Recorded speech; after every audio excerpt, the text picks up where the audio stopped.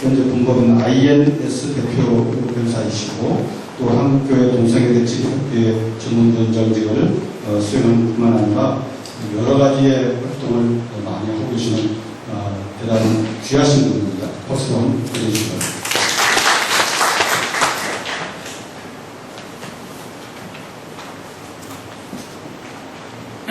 교회법학회에 처음 왔고요. 또 우리 존경하는 이상원 교수님의 발제문에 대해서 토론 부분을 할 수 있는 정말 주셔서 감사합니다.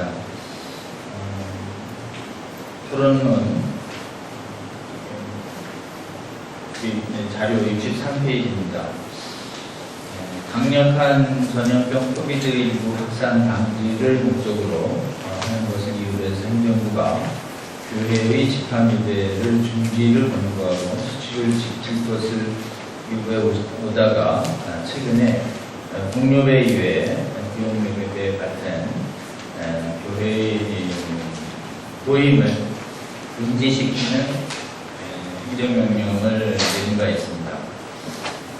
실은 이게 좀 법률적으로는 이제 행정처분 같은 일로 보이는데요. 주일의 집합 예배가 성경으로 볼 때 신학적으로 시대와 장소를 초월해서 모든 기독교인들이 준수해야 할 보편적인 도덕법이고 또 하나님의 명령이다라고 하는 점을 이상원 교수님께서 신구약 성경의 근거들과 교회 역사적 사건 등을 충분하고도 풍부하게 근거들을 제시해 주셔서 저도 많이 배웠습니다. 또한 인간의 생명보호 이 부분 역시도 하나님의 명시적인 뜻이 있지 않는 한 다른 모든 가치보다 우선하는 것이 성경의 가르침이고 또 생명의 보호가 중대하고 긴급할 경우에 안식일의 계명 준수가 유도될 수 있다는 것도 성경의 가르침이라는 점을 명백하게 설명해 주셔서 또 저도 많이 배웠습니다. 또 이 두 가지 원칙, 주일의 예배와 인간 생명 보호, 가능하면 두 규범이 동시적으로 실천될 수 있도록 노력해야 된다는 점에서 또 교수님의 의견 저도 전적으로 좀 동의를 합니다. 그래서 마치 코비드19 감염 예방을 위해서 인간의 모든 활동이 중지되는 게 아니죠. 그래서 예방 수칙을 지키며 하는 활동들이 지금 허용되고 있기 때문에 주일의 집합 예배 활동 역시 예방 수칙을 지키면서 행하는 것이 일반적으로 허용되어야 된다. 맞죠. 또 주일의 집합 예배에 대한 허용과 제한이 다른 일반 국민들의 사회활동, 이동, 회의, 회식, 만남 보다 더 중요해져야 할 근거는 역시 충분치 않다. 이렇게 보고 있습니다. 그래서 사실 이 형평성 문제에서 1차적으로 조금은 동의할 수 없는 부분이 있죠. 그런데 사실 우리나라를 비롯한 근대 국가들은 최고국어민 헌법에 국가의 신앙의 영역이 다르고 그래서 이제 종교 분리 이렇게 되어 있고 또 서로 존중해야 할 영역을 고려해서 신앙의 자유, 종교 분리 원칙 이걸 거의 기본권의 하나로 보장을 하고 있습니다. 이러한 이유 때문에 일반 국민에 대한 제한보다 교회가 교리적인 이유를 집합 예배를 준수하는 것이 교리적 가르침이라는 것이 분명하다면 신앙의 자유나 종교분리 원칙 침해되지 않도록 더 유의해서 일반 국민의 집회보다 덜 제약하는 것이 신앙의 자유를 기본권으로 보장하는 헌법정신에 부합하는 것이죠. 근데 우리는 신앙의 자유를 존중하는 방향이 아니라 일반 국민들보다도 더 좀 홀대받는 것이 지금 국가의 현 행정부의 입장임을 보고 지금 동의할 수가 없는 것이죠. 따라서 이상원 교수님 말씀처럼 먼저 자율적 지도를 유도한 후에 신중하게 했어야 된다라는 의견도 동의합니다. 지금 국가의 법률이 국가에 소속된 국민단체를 강제로 준수를 요구할 수 있는 것이 원칙이지만 법률의 강제력이 무제한일 수 있는가에 대해서 근본적으로 두 견해가 대립을 하고 있습니다. 법률가이면 다 아는 기초이지만 다시 말씀드리면 법률이 적법한 절차, 즉 국민투표나 대의기구, 또 대의기구에서 선출된 대통령이 임명한 총리, 지자체 이런 사람들을 통해서 입법되거나 발령이 되면 모든 내용이 정당성을 가진다. 이런 관점이 법실증주의라고 하는데요. 이건 법률에 관한 인간이 다수결이나 이런 것이 되면 모든 것이 가능하다는 인본주의적 법률관이죠. 반면에 법률이 적법 절차를 거치고 인간 전원에 의결하더라도 정당성을 가질 수 없는, 위반할 수 없는 보편타당한 정의의 기준이 실제하고 이 정당한 기준을 벗어난 법률은 정당성을 가질 수 없다. 자연법주의라고 하는. 그리고 이는 법률 제정에 관한 인간의 능력에 한계가 있다는 점을 인정한다는 점에서 성경적 법률관과 상당히 부합을 하고 있습니다. 온갖 법률로 야만적인 유대인 학살 전쟁 이런 것들을 정당화했던 이 나치가 있었습니다. 독일 국가 전부 이 법의 이름으로 못된 짓을 했거든요. 그래서 2차 대전 이후에 이 법실주의에 대한 반성이 일어나서 자연주의가 좀 사실은 주목됐었는데 인간의 능력의 한계를 설정하는 것을 싫어하는 교만한 인간들이 점점 더 법실주의를 지지하게 돼서 지금은 전 세계에 다수 지지를 받는 법학사조는 법실주의입니다. 그리고 진리에 있어서도 보편타당한 진리, 성경적인 영원한 진리 이런 것을 부정하는 상대적 진리관을 채택하는 포스트모더니즘이 현대 다수 인류들이 지지하게 되었죠. 이것과 동일한 흐름에서의 법실주의의 우세 경향이라고 할 수 있습니다. 이 흐름 때문에 자연스럽게 인간 집단이 국가 권력을 더 강화해서 성경이 명백하고도 보편타당한 진리와 정의를 침해하는 반성경적인 법률, 반성경적인 행정처분 명령, 판결 선고 이런 것들이 지금 나타나고 있는 것입니다. 국가를 굉장히 우상화하고 있는 것이고 이 법학자들이 정말 영적인 분별력이 없으면 이 악법을 정당화하는 데 지성과 지능을 이용당하고 있는 현실이 오늘날의 현실이다라고 할 수 있습니다. 국가주의, 법실주의, 상대적 진리관 등 교만해진 현 시대의 인간들이 영원한 진리나 성경적 가르침을 파괴하려는 지능적인 악법들이 지금 양산되고 있습니다. 그러니까 지금 예배를 이렇게 과도하게 제한한 것이 얼마나 부당하자는 것이 사실 핵심 쟁점이지 온라인 예배가 가능하냐 안 하냐 교회가 또 다른 약자의 구제를 하냐 안 하는 기본적인 문제죠. 사실은 한 단계에서 그렇죠. 진짜 주목해서 규명해야 할 것은 이 현 정부의 교회의 집합예배 중지 명령이 얼마나 심각한 부당성을 갖고 있냐라고 하는 이 부당성을 좀 드러내는 것이죠. 그리고 가장 대표적인 것이 또 동성애, 음행을 반대하는 것을 차별금지 이름으로, 혐오금지 이름으로 처벌하는 동성애 정당화 이데올로기, 동성애 차별금지법 이것도 최근에 지금 발의돼서 지금 교회를 위협하고 있는 것이죠. 이게 굉장히 많은 크리스찬 법률가들이 이 법을 지지하고 있어요. 평등법이라고 하는 이름을 내걸고 있습니다. 근데 이게 정말 평등하냐? 불평등하다는 걸 아주 단적으로 증명할 수 있습니다. 지금 지지해도 처벌 안 합니다. 동성애. 근데 왜 반대하면 처벌하는 거죠? 지지의 자유와 반대의 자유가 공정하게 보장돼야지. 그렇지 않습니까? 지지의 자유, 반대의 자유. 평등내세워서 지지의 자유만 보장하고 반대의 자유는 혐오라는 이유로 입을 닫아버리게 하겠다. 이런 논리를 법학자들이 학문적으로 정당화하고 있는 것이에요. 그러니까 학문적으로 정당화하는 논리가 이겁니다.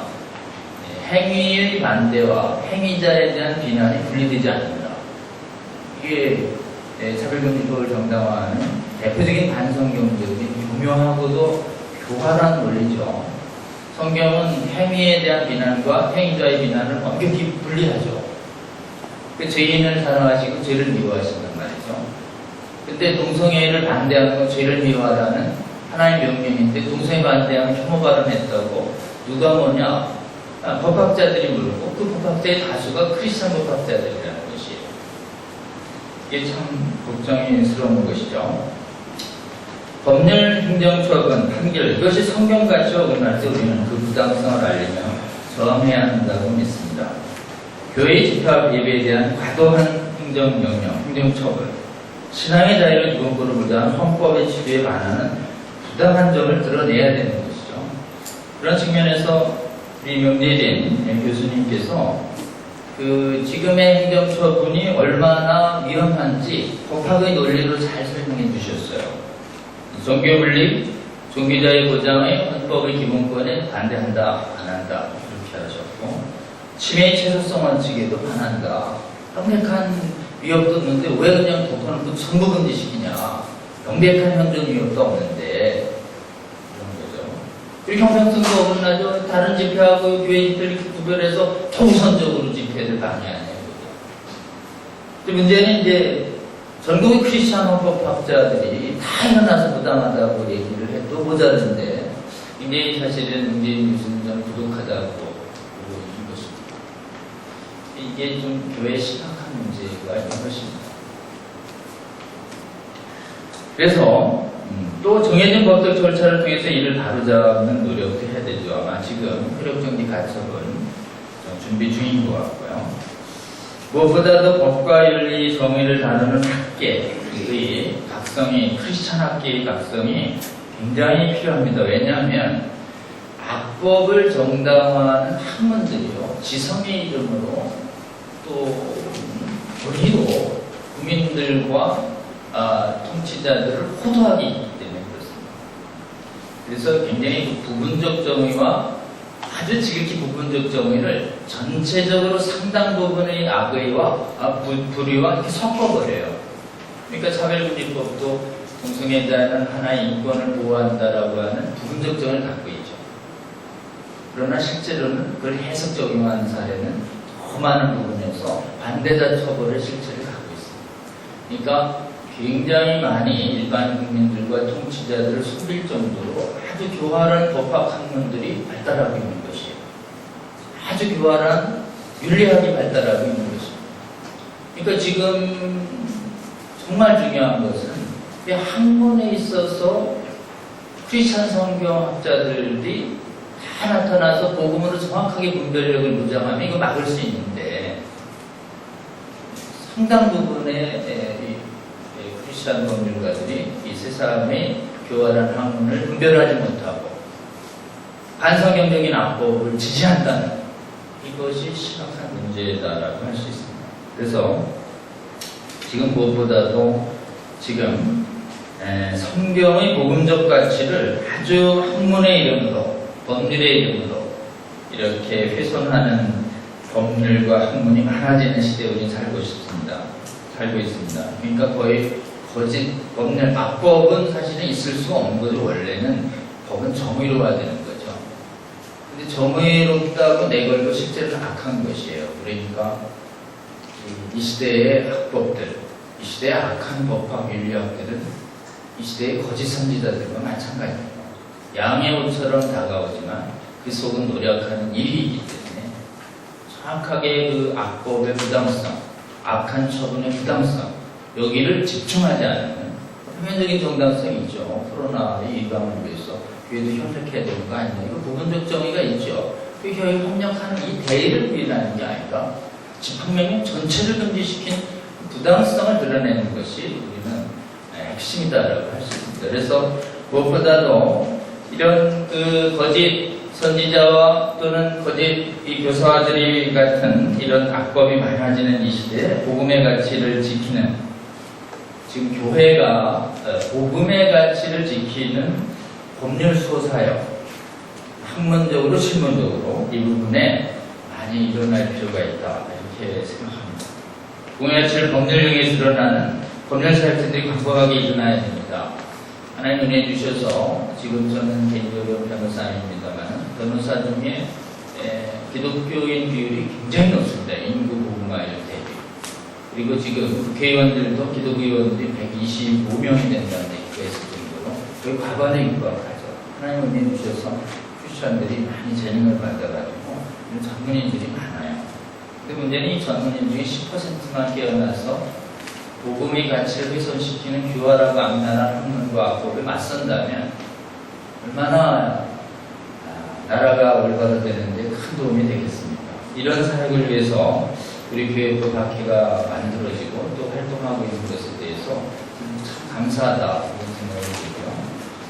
또 저희 실무가들이 좀 이 복음법률 수호 사역을 위해서 이 사역에 먼저 좀 도움받은 분들이 요즘 단체를 만들어서 교회가 가지고 있는 이런 그 법률 수호 역량을 깨워내야 되겠다 이래서 저희가 최근에 복음법률 지원센터라고 해서 실무 법률가 법학자들을 중심으로 한 모임을 기획해서 7월 27일에 청단식을 좀 가지려고 합니다. 그래서 그 사역에 우리 문기준 교수님과 몇몇 교인들이 현재까지 동역하고 있는데 이 사역이 필요하다라고 하는 걸 좀 지속적으로 알려서 저희는 좀 복음법률 지원센터나 저희는 실무 준비 중인데요. 우리 교회법 학회나 악법으로부터 교회를 지키는 교활하고 지능적인 정말 위선적인 학문으로부터 교회를 지키는 이 사역에 많은 전문의들이 동참될 수 있도록 이렇게 해주시면 좋겠다 싶습니다. 그래서 지금 선진국의 법학계하고 선진국의 이 신학계가 많이 무너져 내리고 있습니다. 이 교활한 악법에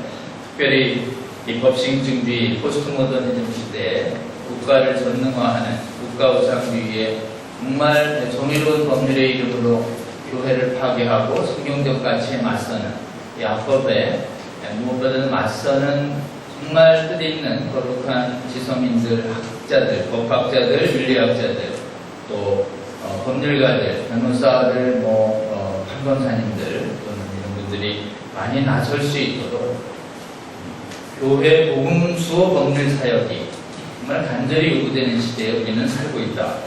그래야 하고 저희가 가지고 있는 지능으로 대부분의 이 교활한 지능들은 부분적인 아주 지극히 부분적인 정의를 가지고 전체와 복음을 흐리는 교활한 능력을 갖고 있습니다.